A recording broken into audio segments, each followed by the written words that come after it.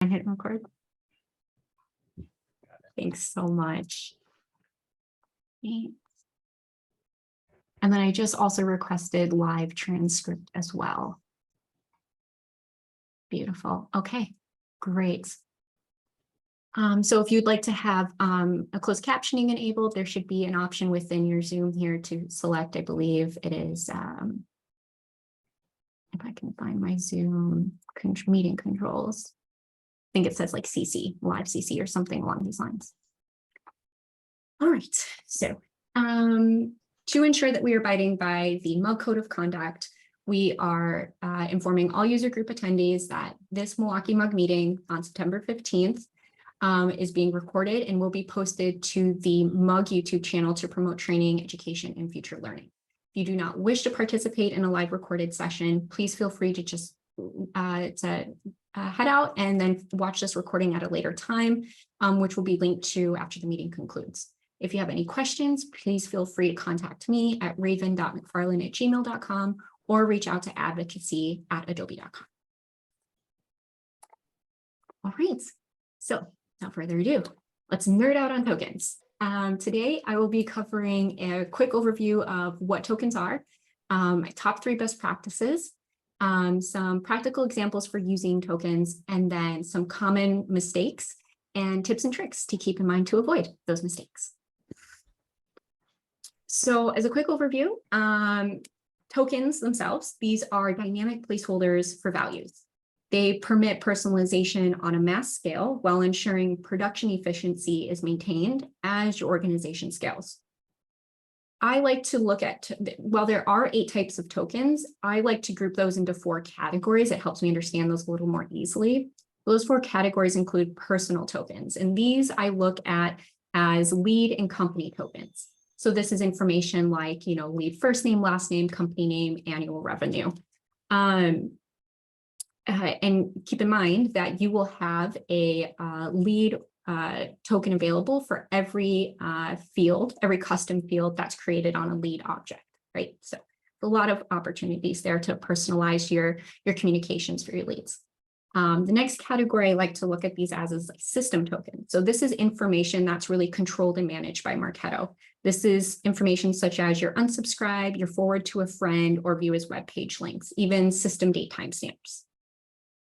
So really, base information there. And then within system tokens, I like to look at campaign tokens and program tokens within that group. That's because, again, there's really only 3 tokens available for a campaign, a smart campaign, or a Marketo program. And that would be the smart campaign or program's name, the smart campaign or program's ID, so really that number assigned to it, and then the smart campaign or program's description, right? So you could definitely find some use cases where that would be valuable and maybe some operational processing, but limited in the usage. And again, these are information that's controlled by Marketo. Trigger tokens, there is a long list of trigger tokens, and there are a ton of use cases where these can provide value in your smart campaign flows. There are a set of trigger tokens for email triggers, for Salesforce triggers. If you're using Marketo Sales Connect, this is formerly known as that tout app, you have triggers for that as well. And then you also have special triggers for the fill out form activity, visit web page activity, and then clicks link on a web page activity. Based on which trigger type you use, additional trigger tokens could be made available. Since this is a rather lengthy list, using terminology that's really easy to get confused with, I highly recommend visiting the trigger token overview in Adobe's Experience League just to understand the range of possibilities there. The next category I like to look at group tokens is member tokens. So this is information or the unique values that you're getting from an integrated service provider. So the most common scenario you can think of is the member.webinar URL token, right? This is the token that creates that unique URL that allows your recipient to join, let's say, a webinar like On24 or Zoom. And then, oops, apologies for that. And then lastly, there are my tokens. So I think these are the tokens some of us will probably be most familiar with, as these are custom tokens that can be built within Marketo programs or folders within your marketing activities tree. To dive into my tokens a little bit more, my tokens are supported in 9 types. So as seen on the screen here, I kind of detailed what use cases each token type could support, and then notes to keep in mind. I think a lot of these are pretty straightforward and easy to understand, so I'll just narrow in on a few of them for the sake of time. Calendar file in particular, this is in sort of the out-of-the-box calendar file that is provided by Marketo. While this is great for that real base one-off event, over the years, we have heard that it does have limited functionality. So for example, this ICS file is not going to support event reminders, right? It can't do that. It doesn't support all-day events. And in some scenarios, you're unable to tokenize the event title, right? So that kind of creates a blocker there with your ability to kind of efficiently stand up that calendar file. So many users have sort of upgraded to different tools or different ways to making calendar files available. Tools, for example, like Ad Event are ones that I see used really common, right? But that requires, a whole contract and a company that you're engaging with. So I know that there's other folks who like to use tools that have been made available for free through some of the Marketo alumni and champions. So I'm not sure if folks on this call are familiar with Sanford Whitman, but he developed a tool called agical.io. This is really just like a URL string that combines all of the calendar information. So that's another way folks have been solving for that. But it's good to know that when you have maybe a very simple, let's say like email campaign that needs to send, that calendar file that could meet sort of that very simple use case. Whereas as you scale up in, your marketing campaign maturity, you might want to implement something that's a bit more robust. Hey, Raven, this is Jay. Can you please repeat the name of the tool that Sanford made? Yeah, that's Agical, and I'll throw it in the chat too. Awesome. Thank you. Yeah, no problem. If I can find my toolbar. There it is. Agical.io. Awesome. Great question. And if there are any other questions as I go through the presentation, definitely feel free to unmute and ask those as those arise. The next token that I wanted to dive into was the email script token. So I feel that this is one of the most powerful My Token types available that is the least used because it requires velocity scripting knowledge to implement it. I personally do not have that velocity scripting knowledge, and I've been working in and around Marketo for the past 7 to 8 years. All of that to say, I haven't found, there have been use cases where that velocity or like an email script token would have been the most scalable, robust solution for what I was trying to solve for, but it didn't necessarily stop me from using, other approaches. All to say, Marketo's developer site gives you sort of an introduction to velocity scripting. It provides a couple of examples that you can sort of lean on to help inform what you would want that. And a good use case for using like an email script token would be, a scenario where you're trying to populate data from a third-party tool into a Marketo email or Marketo landing page, or in a situation where you would like to dynamically determine the salutation that a record is addressed by using that script, right? Where it's using if, like an if, and, or else type of statement. So definitely recommend you look into it. It could be really powerful if you have the sort of that foundational velocity knowledge to support it. The rich text token. So this is probably a token that I've spent most time debating about the effectiveness with other power users. This can be really a really helpful token as it allows you to add HTML to text and then add that into landing pages or emails or snippets. So it allows you to sort of globalize where your editing will be taking place. However, because you're adding HTML to a token, and emails and landing pages typically have their own set of HTML and CSS defined, you're likely going to find yourself running into conflicts with the HTML within your token, and then how it's displaying on your landing pages or your emails. So some considerations to keep in mind, and why folks tend to get into some debates about whether or not a rich text token or just a text token, as seen lower in this list here, would be a better use case. Because a text token, this will only populate the value as plain text and nothing else.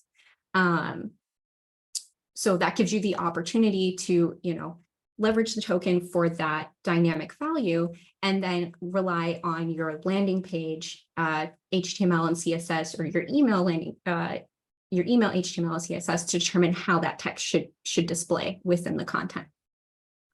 And then the last token I'll touch upon, that's the SFDC campaign token. So for folks that are leveraging Salesforce right now, this token allows you to connect to Salesforce campaigns. This can be used within smart campaign logic, in interesting moments, and in task creation. So that can also provide some additional value to you as you try to create scalable processes. All right. Any questions about those my token types? And I'm going to use this as an opportunity to drink some water. None? Awesome. All right.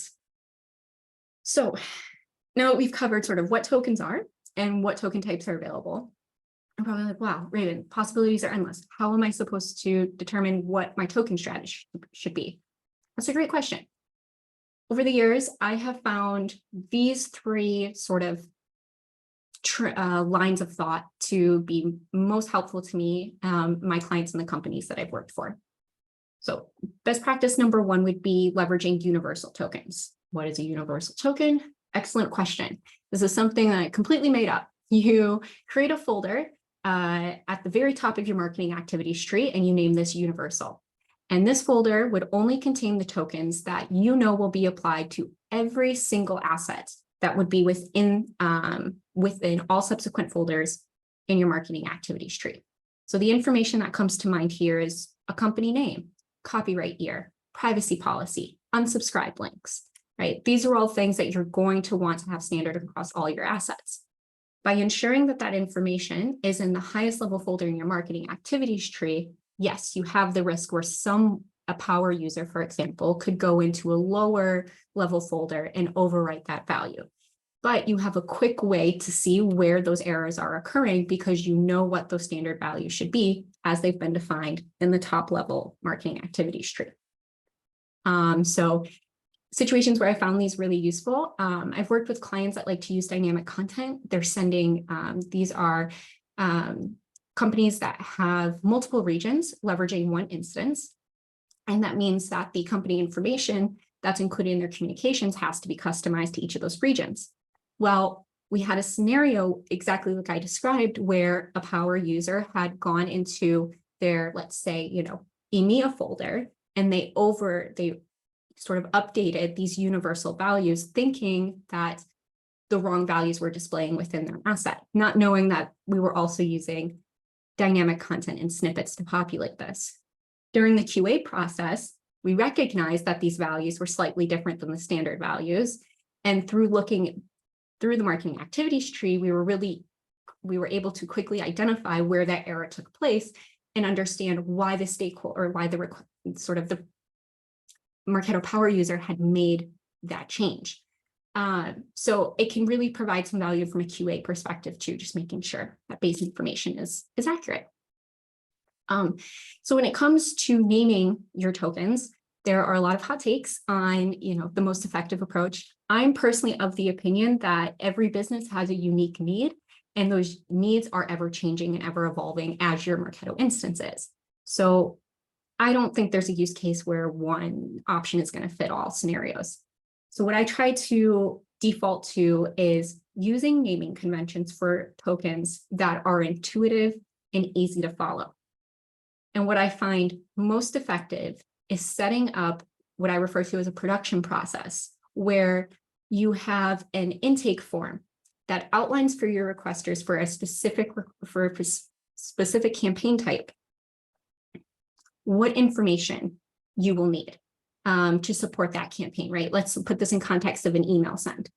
And then within that request form, you have the opportunity to align the tokens within standardized assets to your intake forms. So as soon as you receive that request from, whether that be a colleague and, a one-person demand generation team, or a large organization where you have, 6 to 7 demand generation specialists all running their own marketing campaigns, you have an efficient process where you're setting the expectation for that person asking for the send, what information you need.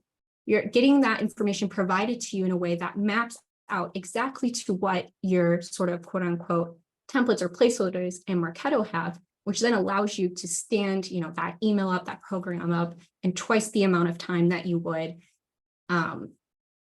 otherwise just trying to ask through this natural process of, okay, and what should the subject line be? And do you care if, would you like to include a pre-header? And do we need a dynamic name from a dynamic value for our from name, right? It kind of speeds up that process. So all in all, I recommend keep your naming conventions intuitive and easy to follow. Document those naming conventions, make that documentation easy to reference for all of those that will be working with you, engaging with you, or requesting things from Marketo. And if you have the opportunity, set up an intake process that aligns those token values to that form to give you the most efficient process. The last best practice that I'll share is working to be strategic, right? So a lot of times I see folks creating a token for every variable of their email send, every variable of their landing page. And while from the outset that may feel like the most efficient process, as you start to receive different layouts for your request, different copy links, you're going to run into conflict with that approach because you're going to have tokens that you no longer need. And as I'll cover later in the session, tokens are not necessarily easy to delete once they've been in use. So what I try to recommend is working with the requester to understand what elements of this campaign are going to remain the same 80% of the time. And questions that you can ask yourself to help inform that conversation are, are our field event invites always sent from Raven from the Milwaukee MUG? Do 80% of our webinar registration pages contain 1 or 2 speakers?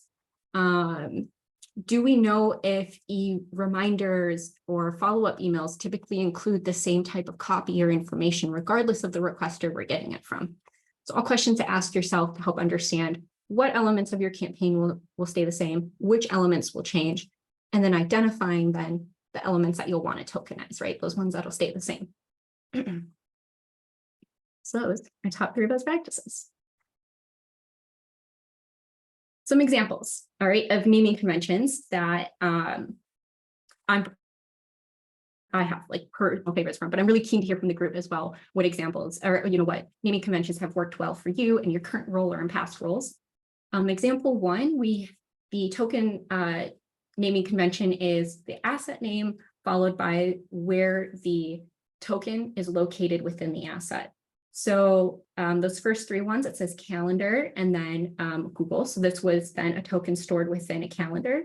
The email follow-up header image, that might be a better example for that. So we know email represents where the token lives.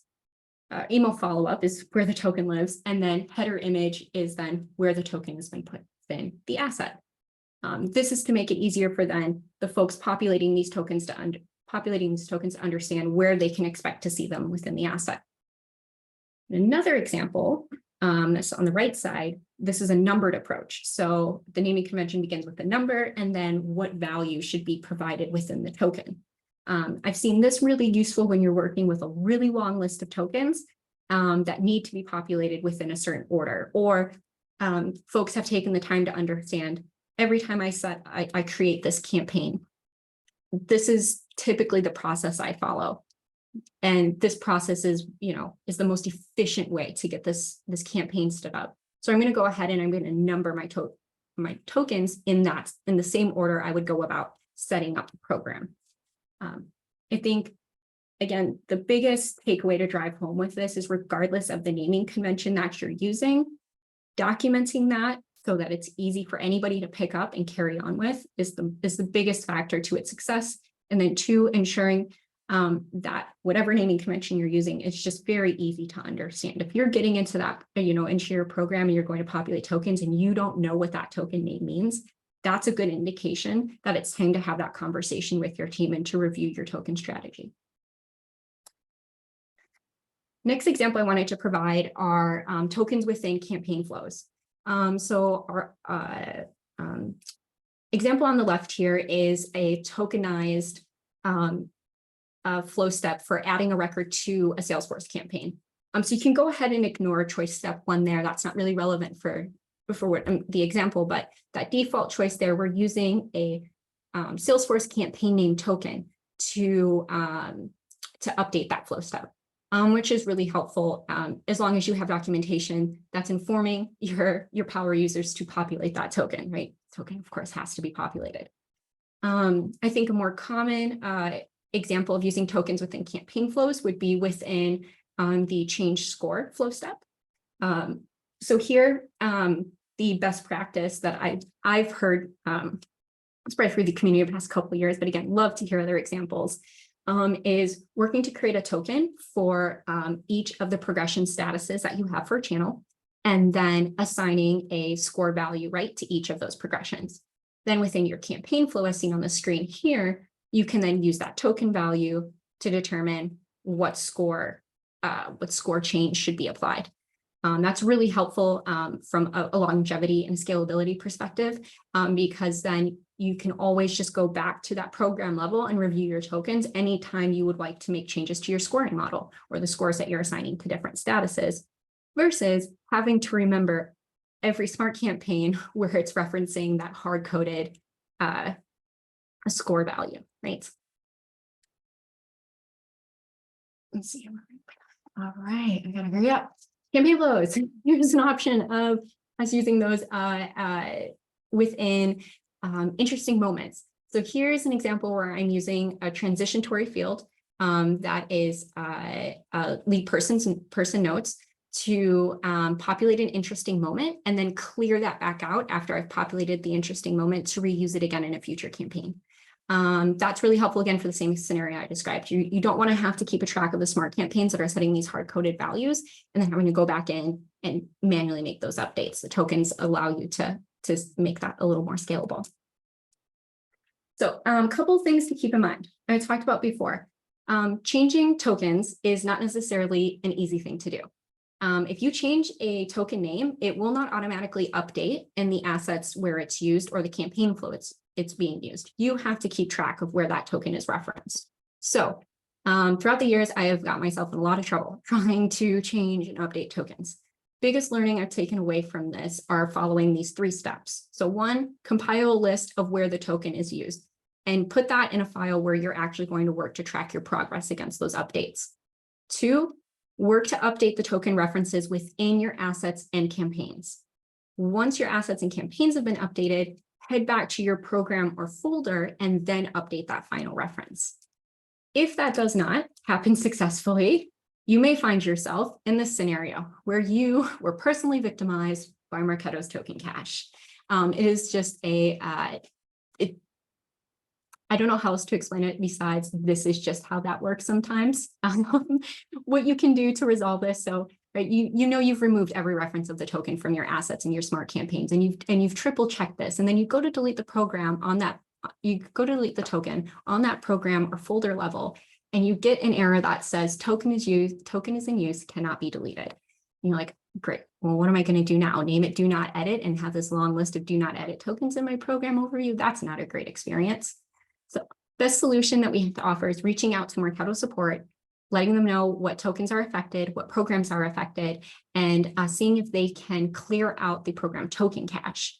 Once that token cache has been cleared, it may give you the opportunity to go back in there and try to delete the token again.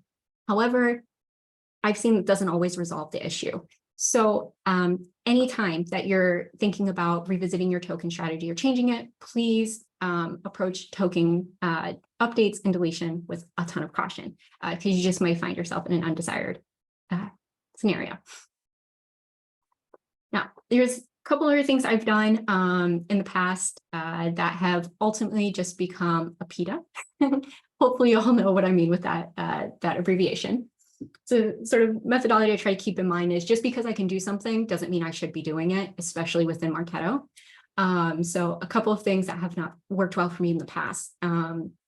So adding styles to, so adding like formatting to my tokens and, instead of the asset, how I described earlier on in the My Token section. Emails, landing pages, those should contain the HTML and CSS that you would like the pages to render with. Let your tokens inherit those styles instead of trying to control that on a program level where your review process is going to be this very manual, tedious job of switching back and forth between screens to see if your token's finally rendering the way that you'd like it to. 9 times out of 10 for me, that has not really yielded the results I was looking for, and I spent far too much time on it than I should have. Another area that I caught myself caught up with is using a subject line token for emails that are published to Marketo Sales Insight. So again, you have to purchase Marketo Sales Insight to have access to this, but it's sort of a module that's available within Salesforce. And one of the functionalities within that is that you can send emails to Marketo Sales Insight for your sales team to send out to, their prospects, their contacts as makes sense. When you use a token in the subject line for these emails, the token is actually what shows in the Marketo Sales Insight dashboard. That subject line is unable to populate. And that just creates a really confusing experience for your sales reps who are already like, what is this other module thing that I have to function and work with? I'm supposed to be focused on selling. So all in all, I would avoid using a subject line token for those emails. And then I promised a quick anecdote about something, an experience with tokens that I had that I kind of wish I hadn't done. This was early on in my Marketo career. I was tasked with building our first engagement program, our first nurture program. I had a very loose understanding of how engagement programs worked in Marketo, and I really didn't take enough time to look into sort of the quirks and the gotchas with using engagement programs. So I spent a lot of time developing, this great nurture program with multiple streams, customized content. And of course, because I wanted to stay efficient, I tokenized my emails as well. Well, little did I know that by tokenizing my links and including the protocol, so HTTPS or HTTP within my token, was preventing Marketo from actually tracking link engagements. And this became a big issue for me because after my nurture had run for about 2 to 3 weeks, I went to report on the results and found not a single email click had been tracked. And I just thought this was, what is it? My content that's not sticking? Is it my setup that's not working? And lo and behold, it was because I had my protocol within the token value. So it was a little bit of disappointing news to have to share with my manager, who also then had to share higher up within the organization. But the biggest takeaway I'll share from that is do not let moopsies like that hold you back. We're not saving lives in marketing automation. We're doing valuable work, but it's most certainly not the end of the world. So I just use that as a learning opportunity and realize that anytime I'm working with new functionality in Marketo, I should definitely take the time to ask others and within the community what their experiences have been with it and really work to understand the full extent of the functionality before implementing it on a wide scale. So to that note, like how does Marketo, track tokenized links? This is pretty straightforward. When an email is sent, Marketo is going to scan that email looking for the protocol, HTTP, HTTPS. Once that protocol has been found, it's going to identify that as a hyperlink, and that hyperlink is going to get wrapped in tracking information. Once that happens, that's the very last step, the actual token value is going to populate. So what this means in terms of rich text tokens is you cannot have a link inside another token, right? Because when Marketo goes to populate the email, it's going to scan for that hyperlink, but you're using a token. That token hasn't populated yet, so Marketo is not going to see that that's a link that needs to be wrapped in tracking information, right? And then to a wider scale, tokens cannot be nested inside of other tokens with the exception of the ICS file, because again, this is a calendar file versus a token that's being populated by this in real time in an email asset. the solution is very straightforward. Just pull your protocol out of the token, nest it outside as seen on the right-hand side of the screen here. And then just use your token to hold the URL itself. That is the token presentation. Definitely underestimated the amount of time it would take me to run through that. I appreciate y'all sticking with me. Matt, question, since we have 10 minutes left. Would you like to spend some time chatting through just the most impactful part of the Forms 1.0 update? Sure, yeah, I could just go through it briefly. It's not, yeah, so the forms, well, first of all, are there any, do we want to cover anything else with tokens? I mean, you went over a lot. There's a lot of gotchas with tokens. I remember, one especially a good gotcha is be aware of the size of the field too. If you're using a token to stamp data over and over in flows, and you're dealing with something like person notes or comments, that can get out of hand very quickly. So if you're going to use them in fields like that, sometimes it is good to have an append field or a cache field to handle that. So you're not overriding and can utilize the flows. And then another good tip that I've always liked is using global tokens, especially if you're working with maybe a response flow. So you might have, maybe you're using drift response systems. You could set the email response as a global token. So it could come from maybe webinars@yourcompany.com. So by controlling who the reply email is and reply to and all that data, it really helps the rest of your team, so they're not having to enter that over and over. It helps standardize things, so your team isn't dealing with one-off requests. So could I be the reply to person for this one email? So you could certainly use tokens to standardize processes and kind of align really well with business objectives. So just my 2 cents there. But to go on to some of the forms, not sure if I can control, though. We can fast forward just. Oh yeah, I guess that would probably make most sense, huh? Sorry about that. No problem. There we are. All right, so October is kind of the deadline for Forms 1.0.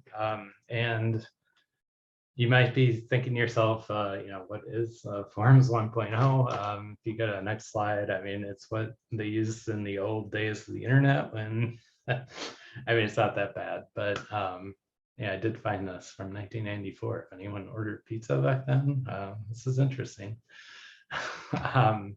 They're not all that bad. Sometimes what I found with Forms 1.0, a lot of times they're used in integrations. So working with clients who might have an application themselves that they once inserted maybe into like the user profile section of their application to fill out your customer profile, and it just hasn't been updated, and for so long the developers might not have come back to it. So if you think you don't have any forms but you have an old instance, it's worthwhile to utilize the tools that Marketo gives us.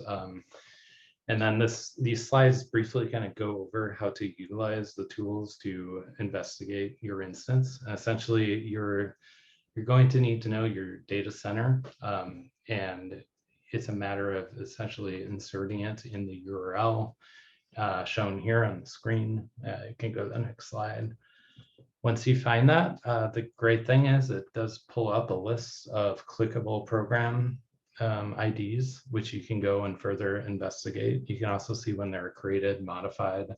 One of the most common uses that you might see if you have an old instance, hopefully you don't see it, hopefully you have a new unsubscribe form, but if not, keep an eye out for if you have an email unsubscribe form sitting as a Form 1.0, because that's that's definitely one of the more valuable ones to look out for.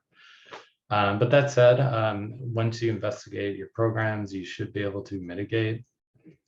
I think if you are using WordPress and form IDs, that's another area where look for it now, so you can contact maybe a WordPress developer to have it dealt with, or maybe have the form ID that might always populate with a page that you create changed. You might also need to do redirection also, so you can do that.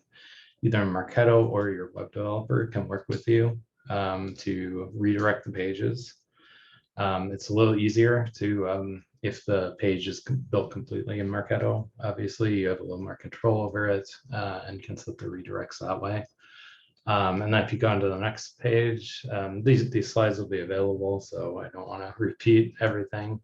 But over my career of using Marketo, this is great advice. Oftentimes you get a stakeholder says, what form is this page using? So F12 is your friend often when you're going to look at a landing page. And if you forget everything I say, just remember LPID, form ID, or MKTO when you go Control F when you're in F12, and you'll usually find here the form IDs.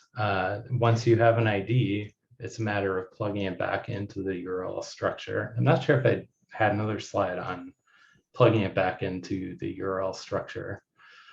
But essentially after the hashtag, you'll be adding FO and then the ID. Oh, there it is. Thank you. So that's really helpful in kind of finding that program and communicating with stakeholders too on, there's this old program, I've investigated it's using this old form, please, redirect to a new form, or we're going to mitigate it. So the moral of the story though is when in doubt, it's worthwhile to go through these steps, check your instance, especially if you have an older instance. You might be surprised. A lot of them might be old, non-active programs, but worthwhile to use the list of program names. You can always, if you're unsure and if they're getting form fills still, you can always create a smart list that looks for activity from any of the programs specified. There's a number of ways you could write the query for your smart list, but essentially once you have the long list of program names, you could use that to look for activity and really prioritize. And then always be aware to, if you're deactivating an old webinar, was it tied into your CRM? If so, what processes do you need to go through to deactivate the campaign that it might be linked through? Was it set to expire, or are you also going to have to go through CRM and uncheck some of those programs? And the question, what would you consider old? At 3 years old, I would hope that you have Forms 2.0. But you can certainly take your instance through this process if you think it's existed for longer than 5 years. It's very straightforward to go through the process.